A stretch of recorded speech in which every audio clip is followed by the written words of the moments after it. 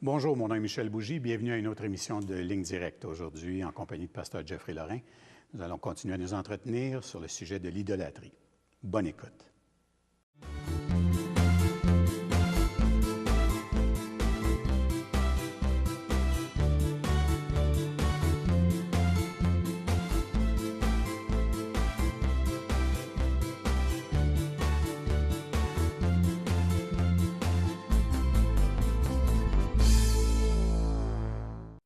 Bonjour, Pasteur Jeff. Bonjour, Michel. Ça va bien? Très bien, oui. Excellent. Alors, avant de poursuivre, si tu voulais prier pour les autorités. Avec plaisir. Seigneur, merci pour ce privilège que tu nous accordes de pouvoir venir parler, intercéder pour nos autorités civiles, afin qu'on puisse continuer à mener une vie paisible, tranquille, en toute piété devant toi, Seigneur Dieu. Bénis-les et fortifie puissamment ceux qui ont de l'intégrité, qui doivent résister à des tentations, Seigneur Dieu, qui doivent dénoncer aussi, mettre en lumière le mal. Enlève, Seigneur Dieu, disqualifie, rend incapable, confus, Seigneur Dieu, même ceux qui sont corrompus. Bénis abondamment notre pays, encore une fois. Et merci pour tous les chrétiens, un peu partout dans le pays, qui agissent en ton nom pour le rendre un lieu béni, un lieu prospère, un lieu où vraiment, Seigneur Dieu, on a une grande liberté de pouvoir te servir sans crainte, en toute piété. Fait que merci de bénir cette émission aussi dans le précieux nom de Jésus, Père. Amen. Amen. Alors, la dernière émission, on a parlé de l'idolâtrie dans le contexte de l'amour, et puis j'ai pensé que peut-être qu'on pourrait poursuivre dans ce sens-là. Oui, parce que ça, c'est un idole, encore une fois, qui est très puissant. On se rappelle des petites notions. N'oubliez pas, l'idole d'aujourd'hui a produit sa propre honneur. OK? Il est très valorisé. Et de parler contre l'idole d'aujourd'hui, ça va confronter. C'est quasiment blasphémé. C'est pas être raisonnable. On se rappelle de l'histoire dans l'émission précédente où Marie va briser une bouteille d'albâtre pour verser ce parfum sur Jésus. La réaction de Judas, qui l'exprime ouvertement, mais qui était peut-être un peu latente chez les autres, c'est de se demander en disant, mais c'est un vrai gaspillage. De ne pas oublier, et je pense que c'est Watchman Nee dans un de ses livres. Watchman Nee était un auteur chrétien chinois qui, dans la période du 20e siècle, a vécu surtout la première partie du 20e siècle. Et cet homme, un jour, raconte l'histoire qu'il, normalement, se destinait à être un pharmacien. Et il était dans ses études, c'était un métier très valorisé, tout ça, tout allait bien, une belle famille, bon. Et il s'est converti, mais le Seigneur, en chemin, lui a montré d'abandonner ses études pour se consacrer au ministère. En plus, il est tombé malade. Il avait déjà une santé fragile, il était malade. Bref, tout ça pour dire qu'un jour, il rencontre son ancien professeur, mais des années plus tard. Et là, il dit, quand je l'ai rencontré dans un salon de thé, il se décrit, il dit, j'étais malade, j'avais une canne, j'étais amaigri, ça allait pas bien. Et mon professeur me voit, il dit, je suis extrêmement mal à l'aise. Tu sais, c'est gênant, là. Et son professeur, qui n'était pas lui chrétien, il le regarde en lui disant, mais regardez où ça vous a conduit, c'est votre histoire de Jésus, là. Mais quel gaspillage! Tu sais, un gaspillage de vie, votre vie est gaspillée. Et sur le coup, ça l'a tellement ébranlé qu'il s'est dit, hey, c'est vrai. Et soudainement, le Saint-Esprit venait à son secours pour lui montrer en disant, parce que tu t'es consacré à Christ, c'est considéré comme du gaspillage. Et c'est là qu'il rappelle cette histoire de Marie versant le parfum. Il dit, pour quelqu'un qui méprise le Seigneur Jésus-Christ, même d'avoir donné un verre d'eau au Seigneur Jésus, ça aurait été quel gaspillage. On peut faire d'autres choses de mieux avec ça. Mon système de valeurs est bâti soit par Dieu ou soit par des idoles. Et les idoles du passé qui sont disqualifiées aujourd'hui par les idoles du présent ont perdu cet honneur, ont perdu ce côté de capter l'attention des hommes. Tu comprends? La noblesse, l'honneur. Oui. Et ils sont considérés aujourd'hui comme des objets vils. On condamne facilement les anciennes générations ou les cultures différentes de nous d'être sous une autre forme d'idolâtrie. Et la nôtre, par contre, aujourd'hui, on a l'idole du pragmatisme. OK? Il faut que ça marche. On a l'idolâtrie, entre autres, de l'amour. Je veux dire, moi, là, je me marie pour mes besoins comblés. Mon côté affectif, c'est vital. Sinon, j'en meurs. La tolérance. La tolérance. Et je suis très intolérant envers ceux qui n'ont pas la tolérance qu'on doit avoir. Ça va? Ouais. Et toutes ces idoles qui sont là aujourd'hui, le chrétien, d'abord, doit en être affranchi. C'est ça, l'authentique sanctification. Encore une fois, ce n'est pas un programme que tu te mets sous un programme pour devenir meilleur. C'est un lieu plutôt où Dieu se révèle à moi dans l'épreuve comme étant tout suffisant en Jésus-Christ. ce qui me donne d'abandonner mes anciennes idoles pour m'attacher au Dieu vrai et vivant. Ça, c'est la sanctification. Et c'est sûr qu'en apparence, le fruit de l'Esprit dans ma vie va démontrer que j'ai changé, je me suis amélioré, j'ai plus de patience. En réalité, ce n'est pas que j'ai développé de calmer mon impatience et puis j'ai rempli le réservoir de la patience. C'est que j'ai tout sujet maintenant à ne plus être impatient car j'ai trouvé la source. Mais dans le fond, pour mettre même ça très, très clair, on sera jamais meilleur. Bon, c'est dit, là, jamais. Faites ce que vous voulez, on peut faire ce qu'on veut, aller à l'Église, prier autant qu'on veut, aller laver autant. On ne sera jamais meilleur. Par contre, on peut laisser de plus en plus Christ se manifester en nous. Exactement. Et ça semble être pareil, puis c'est pas pareil. C'est pas pareil. Donc, si on revient à notre idolâtrie de l'amour, parce que c'est très contemporain, oui, ça, aujourd'hui. Puis on continue toujours avec les idoles du cœur de Timothy Keller. On s'inspire beaucoup de ça. D'ailleurs, il y a une petite phrase qui est dit à la page 49, ça dit « Si vous vous mariez, comme l'a fait Jacob, en portant tous vos espoirs et tous vos rêves les plus chers sur votre conjoint, vous l'écraserez sous vos attentes. » Et puis, cette petite phrase-là, probablement peut englober à peu près toutes les histoires de divorce et de séparation qu'on peut entendre. Ah, ça, c'est... Imagine te marier la personne, et souvent, on ne marie pas juste une personne, on a marié ce que notre idole nous ce qu'elle représente, l'image qu'on s'en est fait. C'est pour ça que j'ai marié une belle personne. OK? C'est super, parce que normalement, la beauté, c'est jamais condamné dans la parole de Dieu. On se rappelle encore aussi une autre petite définition. L'idolâtrie, c'est d'avoir pris une bonne chose, tout à fait légitime, et d'en avoir fait, par contre, une chose ultime, qui remplace Dieu dans ma vie.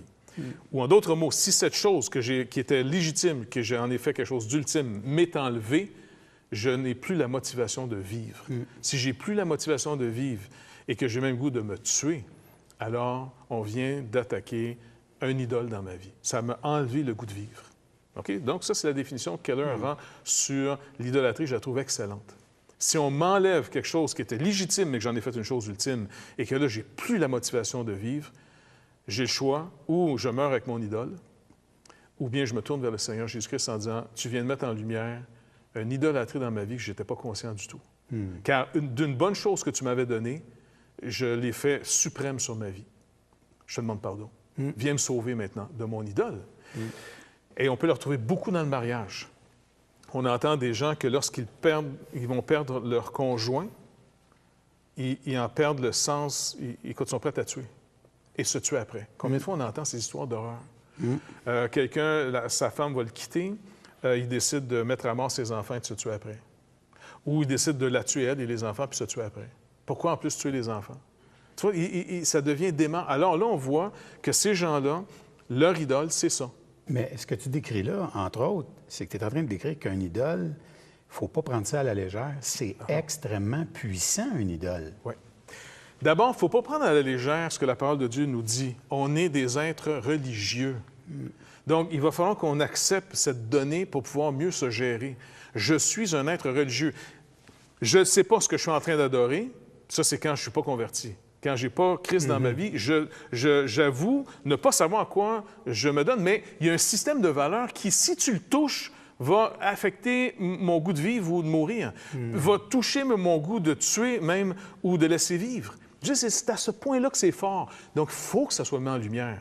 Il faut que le Seigneur vienne à notre secours pour dire, écoute, même si un athée nous écoute, en soi, il dit, hey, vous autres, vous êtes des religieux. Moi, je ne le suis pas. Je suis un athée. Eh bien, finalement, l'athée est aussi un adorateur de quelque chose.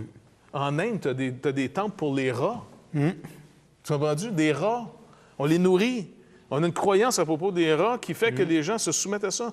Et ils croient tellement que ça génère que ce n'est pas du gaspillage de leur donner de la nourriture. Alors qu'à côté de chez eux, il y a peut-être quelqu'un qui crève de faim. Exactement. Ils sont convaincus que si nourrir un rat est plus favorable au sens de la vie que de nourrir, par exemple, une personne qui... Ça, c'est un cas extrême. C'est facile pour nous de le juger parce qu'oublie pas, cette idole, pour nous, il est condamné. Il n'y a pas sa noblesse. Donc, on est capable de lapider ce type d'idole-là. Mais quand tu penses qu'on a un autre type d'idole qui fait que, plutôt que de prendre soin de ma famille puis de considérer la relation avec ma femme, avec mes enfants, comme importante et que je les sacrifie au nom de ma carrière, un jour, cette idole-là va être démasquée et abattue Et là, on va trouver cet homme totalement indigne et ignoble. Mais aujourd'hui, il est justifié. L'idole justifie. Quand tu as du succès, tout le monde est avec toi. Écoute, le sport peut devenir littéralement une forme d'idolâtrie. Le sport, c'est une bonne chose où on peut en faire une chose suprême. Je vais te montrer finalement à quel point ça peut être une forme de quasiment un culte religieux pour certains. Il y a des gens que quand ils vont jouer, par exemple, au hockey ou ils vont à la natation, l'aspect jeu est resté. OK? On peut avoir du fun, on peut avoir un esprit compétitif, c'est le fun, il n'y a pas de problème. Tu perds, la game est finie, la joute est finie, puis tu retournes chez toi, puis c'est réglé, pas de problème. Maintenant, des parents veulent tellement donner un sens à la vie de leurs enfants que l'enfant, supposons, il y a du talent au hockey ou il y a du talent en natation. Là, on ne joue plus, on le met sur un programme de formation. C'est sérieux. Fait que c'est de prendre une bonne chose puis de le mettre à un niveau un peu plus élevé. OK, ça peut être justifié, pas de problème.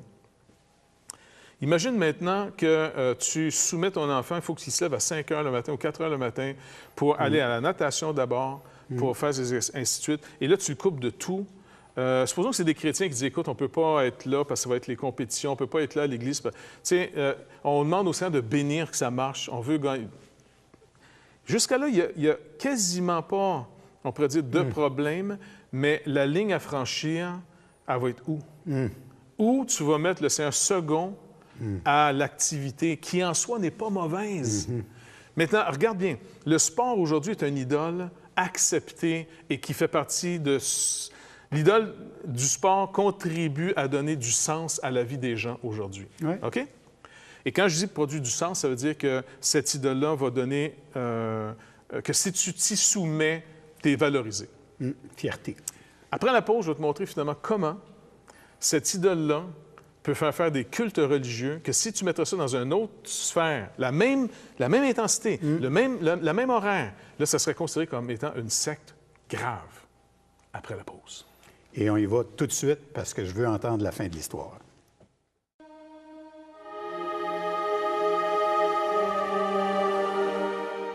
Toutchrétien.tv va être une ouverture, un outil qui va nous dépasser. Et tous les espoirs sont permis. Toutchrétien.com est donc là pour rester et grandir. Ce grand portail constitue en lui-même une plateforme unique d'études et d'échanges entre les chrétiens du Canada francophone et de la francophonie tout entière. Toutchrétien.com, un vecteur d'évangélisation unique au service de l'Église de Jésus-Christ. Pour les gens qui ont envie de vivre une relation avec Jésus-Christ, je crois que là, ils vont trouver quelque chose qui ressemble à leur temps et qui répond à des besoins de tous les membres de leur famille.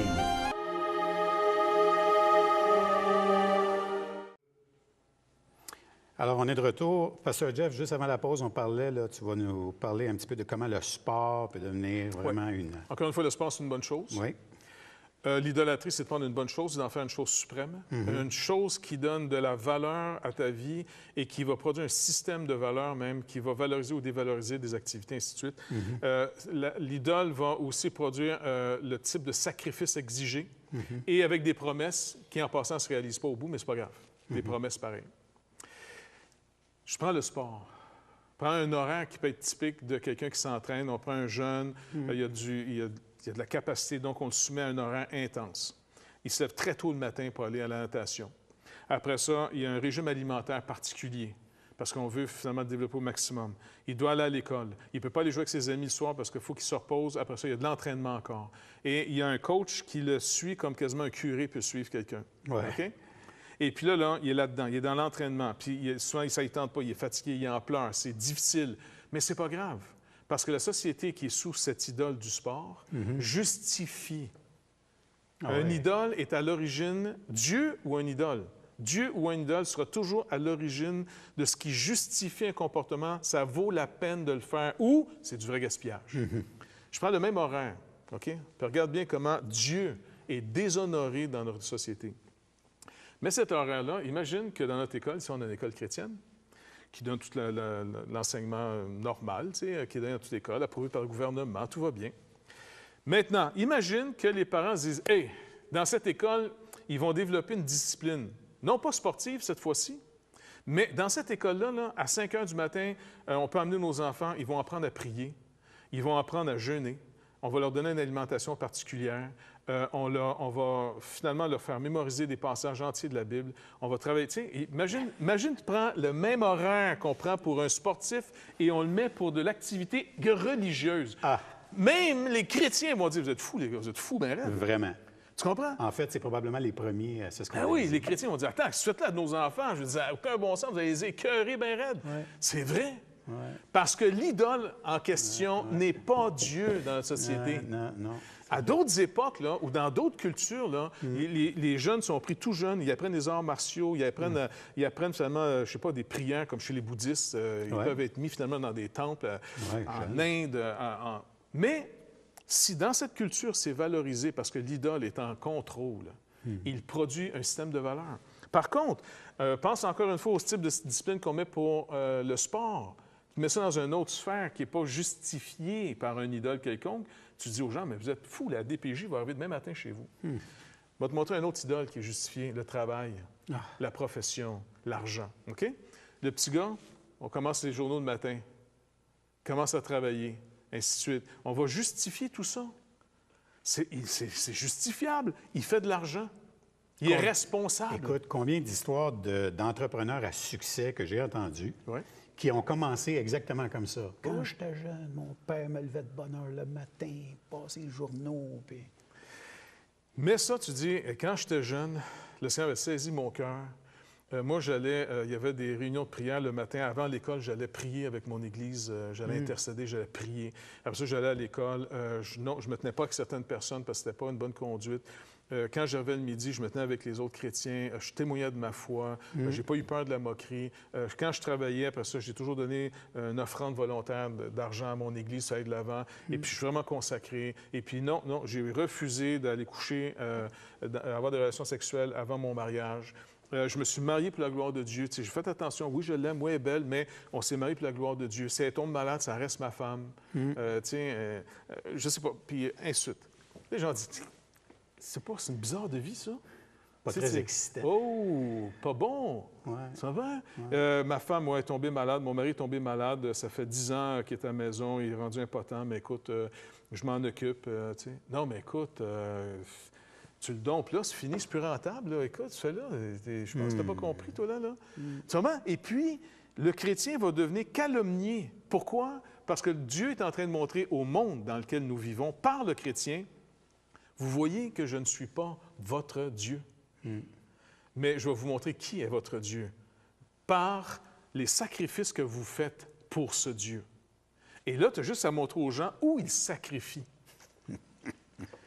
Tu as soit l'église le dimanche ou tu as le centre d'achat qui est bien plein. J'ai rien contre en passant. Je ne suis pas un puriste au point que dire je n'irai pas faire les commissions le dimanche. J'ai besoin de quelque chose, je vais y aller. Mais d'un côté, je me dis, c'est incroyable, le stationnement, il est plein. Puis c'est des moyens de stationnement, là, dans les centres d'achat. Le stationnement est bien plus gros que le centre d'achat. Tu dis, au fond, si je veux savoir qu'est-ce qui m'a saisi, qu'est-ce qui motive mon existence, qu'est-ce qui me donne le goût de me lever le matin, qu'est-ce qui me donne le goût de persévérer, de faire des sacrifices, de me discipliner, de m'organiser pour faire telle priorité, si je regarde bien comme il faut ma vie, voilà ce que je sers. Et je serais peut-être surpris souvent de voir, wow, est-ce que c'est vraiment le Seigneur Jésus-Christ que je suis en train de servir? Un peu lui. Et Keller, toujours parler de M. Tim Keller. Tim Keller, il a fait un enseignement dans ses messages gratuits dans son site.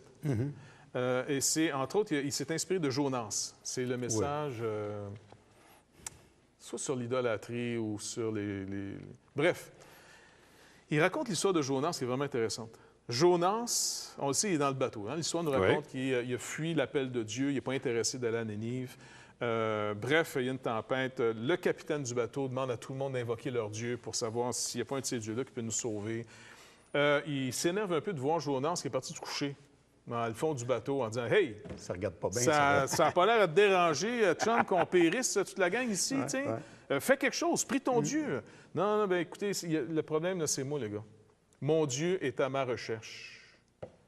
Ah oui, mais écoute, invoque-le. Non, je vous dis, jetez-moi par-dessus bord Et écoute, ça va être réglé. Je suis hébreu, puis je sers le vrai Dieu. En d'autres mots. OK. Keller fait remarquer, il dit, avez-vous remarqué dans le texte, les gars ne vont pas tout de suite le prendre, le jeter par-dessus bord. Les gars ont plus de compassion pour lui que lui, il en a pour eux. Oui, tout à fait. Lui, il ne fait rien pour les sauver à la limite. Il ne s'est pas jeté lui-même en bas du bateau. Non. Il est passif. Il est vraiment pas correct, le gars. Jonas, c'est vraiment pas correct. Il méprise les païens. Il ne fait pas aucun cas d'eux autres. Par contre, les païens ont l'air à faire plus de cas de sa vie en tant qu'être humain. En disant, écoute, tu fais quelque chose. Et il dit, jetez-moi, non, attends, là, qu'est-ce qu'ils vont faire? Ils vont tout faire pour essayer d'atteindre le rivage avant la solution qu'il leur a proposée. Et voyant que les vents étaient contraires, ils s'éloignaient. C'était encore pire, ils s'éloignaient de plus en plus. Là, ils ont invoqué son Dieu en disant, écoute, tiens pas ça contre nous, si c'était, et ils vont le jeter par-dessus bord. Fait que Keller montre ici, il dit, regardez, vous avez une intégrité plus grande chez des païens que chez un serviteur de Dieu. Et là, il montre finalement comment Jonas il méprise les païens. Et c'est pour ça qu'il n'est pas intéressé d'aller risquer sa vie, son ministère, à Ninive. C'est des païens. Pourquoi? Si tu veux détruire Dieu, moi, je suis bien d'accord, détruis-les. Et il ne connaît pas l'amour de Dieu.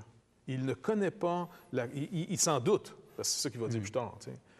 Mais il n'accepte pas.